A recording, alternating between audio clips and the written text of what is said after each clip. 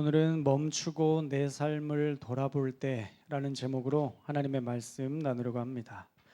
바울은요, 정말 오랜 기간 동안 복음을 전하느라 지쳐 있었고 유대인들의 방해로 10번 이상의 고통스러운 폭행과 감금으로 그의 심신은 지쳐 있었습니다.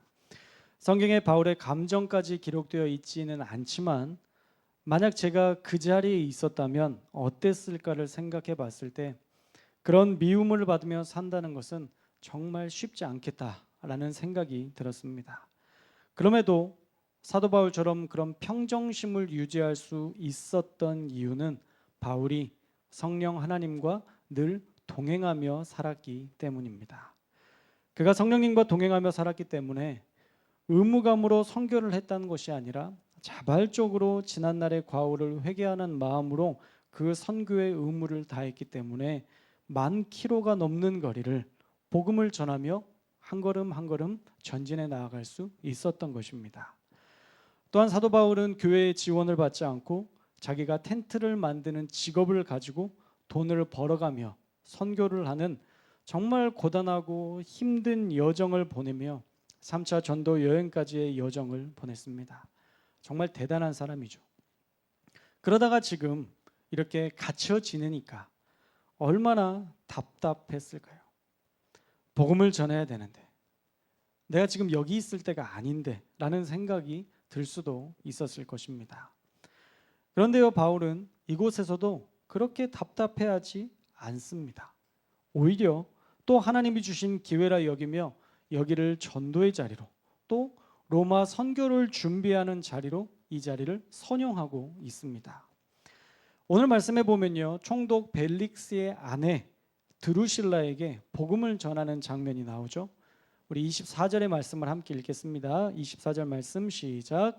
수일 후에 벨릭스가 그의 아내 유대 여자 드루실라와 함께 와서 바울을 불러 그리스도 예수 믿는 도를 듣거늘. 아멘.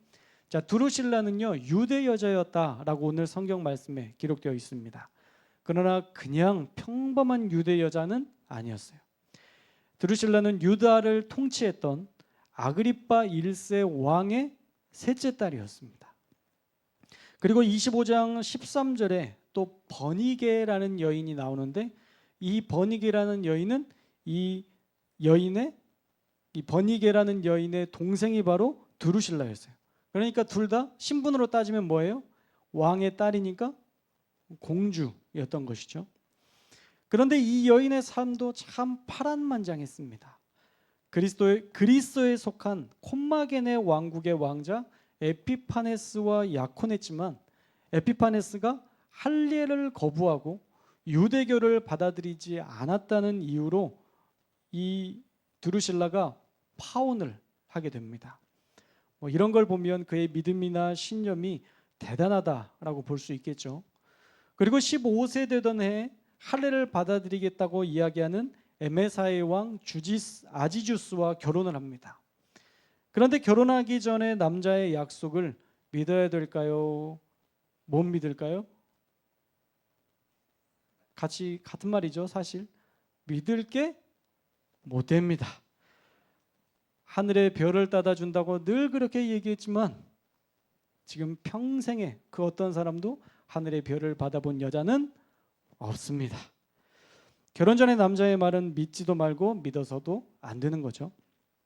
결국 에메사의 왕 주지스가 그 약속을 실행했는지 안 했는지는 모르지만 결국 그 결혼도 파혼에 이르게 됩니다. 그래서 세 번째 결혼한 사람이 바로 벨릭스 총독, 오늘 말씀에 나오는 벨릭스 총독과 결혼이었어요. 어떻게 세 번이나 결혼할 수 있느냐? 역사가 요세푸스에 따르면 드루실라의 미모가 보통이 아니었다고 합니다. 그러니까 세 번도 결혼할 수 있었겠죠. 어떻든 그런 파란만장한 삶을 살았던 드루실라가 바울이 잡혔다는 소식을 듣고는 바울을 만나고 싶어 해서 이 벨릭스 총독이 그 만남을 주선해 줬습니다. 그리고 24절에 벨릭스가 바울을 불러 그리스도 예수 믿는 도를 들었다라고 말씀합니다. 할렐루야. 자, 이 말씀을 들으면 우린 또 기대감이 있잖아요. 또 이 사람이 얼마나 얼마나 놀라운 하나님의 사람으로 바뀌었을까. 사도 바울의 이야기를, 사도 바울의 복음을 직접 들었을 때 얼마나 그의 인생이 놀랍게 펼쳐질까를 기대했지만, 사실 그 이후에 그의 삶에 어떤 변화된 삶의 모습도 나타나지 않습니다. 그런 믿음의 역사는 기록되어 있지 않아요. 드루실라는 바울에 대한 이야기가 그저 궁금했던 것이지 복음을 받아들일 목적은 아니었던 것 같아요. 그리고 벨릭스도 복음을 들었습니다. 우리 25절 말씀은 함께 읽겠습니다. 25절 시작. 바울이 의와 절제와 장차 오는 심판을 강론하니.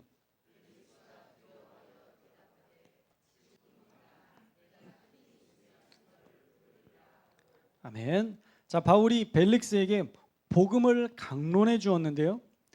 바울이 정말 대단한 사람인 이유는 지금 이 벨릭스와 대화할 수 있는 기회를 이용해서, 복음을 이용해서 자신의 재판을 유리하게 이끌어가는 것이 아니라 정말 그에게 주시는 하나님의 말씀 그대로만 이 벨릭스에게 대언했다라는 것입니다.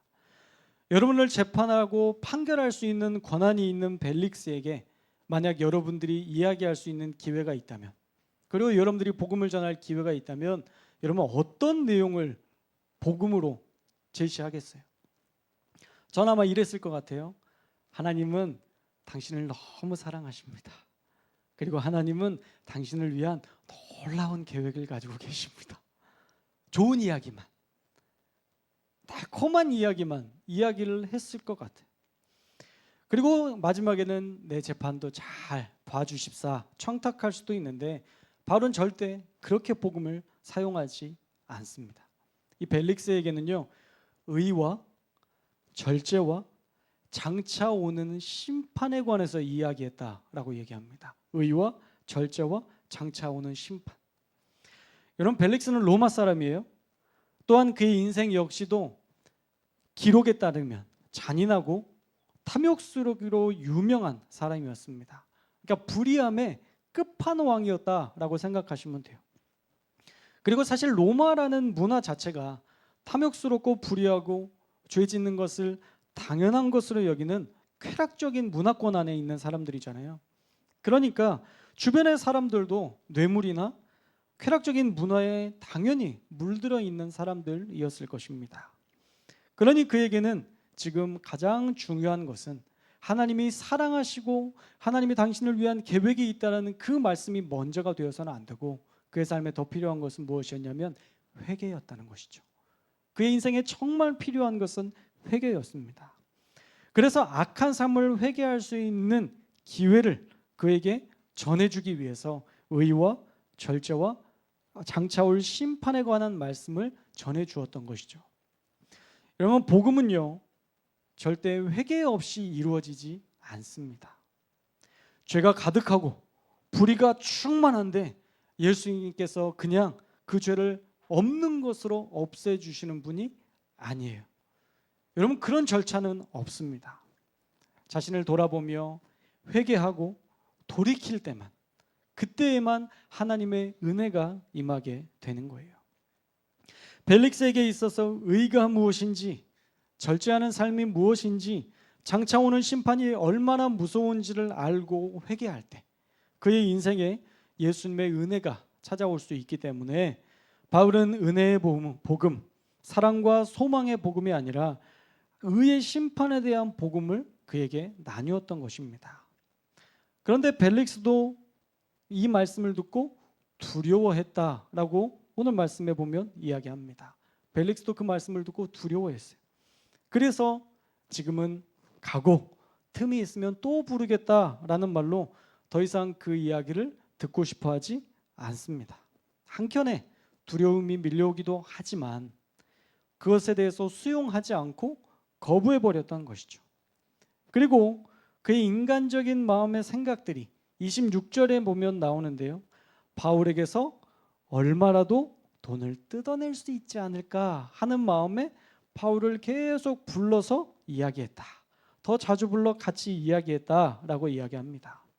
그러니 벨릭스는 다시 세상적인 방법으로 바울을 대하고 있었던 것이죠. 그래서 둘이 만나는 이 목적지가 달라요. 벨릭스는 바울을 만나는 이유가 뭐예요? 돈이었고, 바울은 그의 영혼의 구원이었어요. 그가 정말 회개하고 변화되기를 바라는 마음으로 바울은 벨릭스를 만났던 것이죠.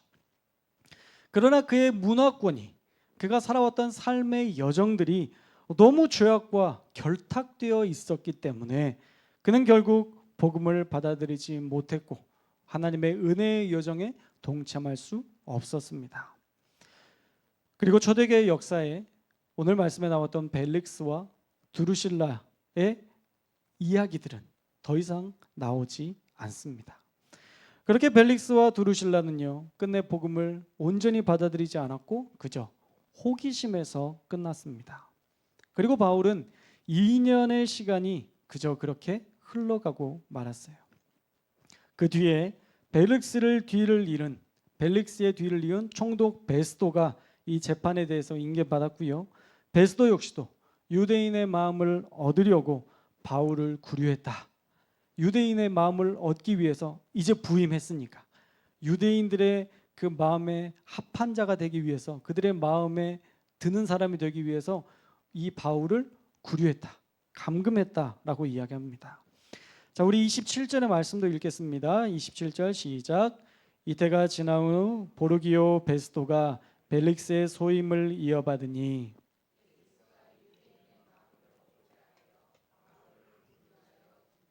아멘.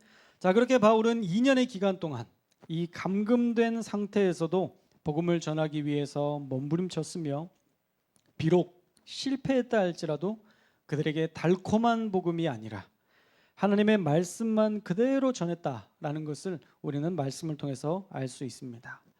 자, 그러면 이 시간이 바울에게는 어떤 시간이었을까? 바울에게 정말 고통스러운 시간이기만 했을까? 생각해보면 그렇지도 않았던 것 같아요.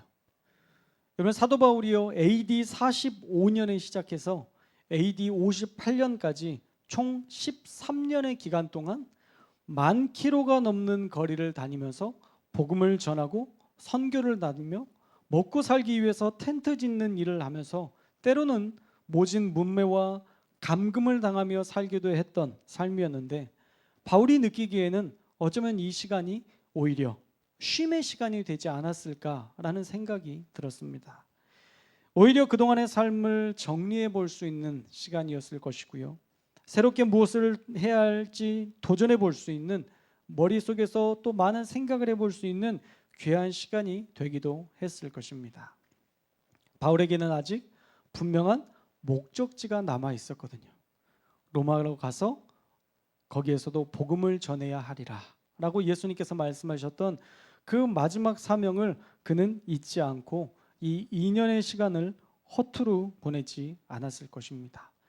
오히려 로마에서 보낼 시간을 위해 마음을 잘 정비하고 육체도 관리하는 그런 귀한 시간이 되었을 것입니다. 가끔 우리 가운데 어려운 일들이 닥치면 그런 생각을 합니다. 왜 아무리 노력해도 제자리일까? 왜 다른 사람처럼 평범하게 살 수 없을까? 왜 내 인생은 왜 그리도 고통과 절망으로 가득 찬 것일까? 가끔은 답답한 마음에 그리스도인이라 해도 우리는 그런 믿음 없는 생각을 하게 됩니다. 그러나 조금만 생각을 바꾸면요, 우리의 자리가 은혜의 자리가 될 수도 있습니다. 할렐루야. 모든 것을 막으셨다는 것은 새로운 일을 준비하라는 뜻으로 볼 수도 있는 것입니다. 사도 바울의 모든 길이 막히고 그가 감금된 2년의 시간은 단순히 그가 모든 것을 할 수 없는 자리였던 것이 아니라 로마로 나아가야 될 그 복음을 전해야 될 그것을 준비할 수 있는 또 다른 기회의 시간이 될 수도 있었던 것이죠. 바울의 경우라면 이렇게 고통스럽게 13년의 기간 동안 수고했으니까 여기에서 자유로운 상태로 보호받으며 이 시간을 누리는 것도 어쩌면 하나님이 주시는 평안의 자리라고 생각을 전환할 수도 있었을 것입니다. 여러분, 어떤 관점에서 보느냐에 따라 이곳이 지옥일 수도 또 이곳이 천국일 수도 있게 되는 거죠. 그래서 가끔은 멈추고 내 삶의 모든 것들을 좀 멈추고 내 삶의 자리를 돌아볼 수 있어야 됩니다. 그런데 그런 인생의 깊은 고뇌는 언제 할 수 있느냐? 우리가 잘 먹고 잘 살 때? 그럴 때는 절대 깊은 고뇌가 나오지 않아요. 더 깊은 묵상이 나오지 않습니다. 오히려 고통이 찾아올 때에만 우리는 멈추고 하나님의 뜻을 발견할 수 있는 기회를 얻을 수 있습니다. 또 그런 때에야 객관적으로 나를 볼 수 있게 됩니다. 여러분의 삶은 어떠십니까? 너무 바쁜 일상에 쳇바퀴 같은 그 삶에 휘둘려서 나라는 존재가 어떻게 사는지도 모르게 그렇게 하루하루 흘러가며 살고 있지는 않습니까? 멈추고 돌아볼 여유도 없이 그냥 달리고만 있지 않습니까? 가끔은 내 삶을 여유롭게 돌아볼 필요도 있습니다. 그리고 나를 이해하고 나를 품어주는 내가 필요하기도 합니다. 여러분, 나를 돌아보고 나를 이해하고 나를 품어줄 수 있는 가장 가까운 사람은 바로 나예요. 그 누가 해주지 못합니다. 제 모든 마음을 우리 아내가 다 헤아리고 나를 늘 곁에서 지켜줄 수 있는 것이 아니에요. 그러니까 내가 먼저 나를 돌아봐야 돼요. 내 남편이 해줄 수 없고 내 아내가 해줄 수 없기 때문에 오직 나와 함께하고 있는 나를 통해서 위로하고 이해받아야 되고요. 또 나보다 나를 더 잘 아시는 하나님께 우리 모든 것을 맡겨드림으로 우리가 한 걸음 한 걸음 전진할 때 지금 내 삶의 현 주소를 알 수 있게 되고 내가 이제 어떻게 살아야 되는지 하나님의 뜻을 알 수도 있게 되는 것입니다.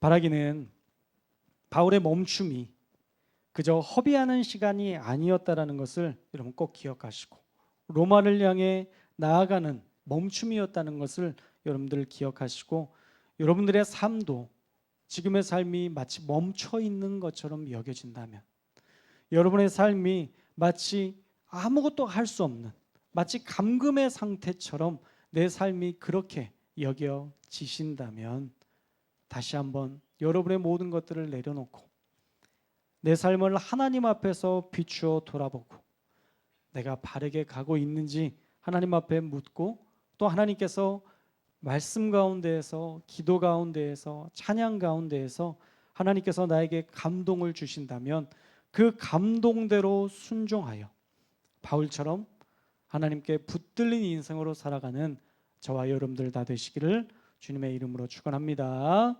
기도하겠습니다.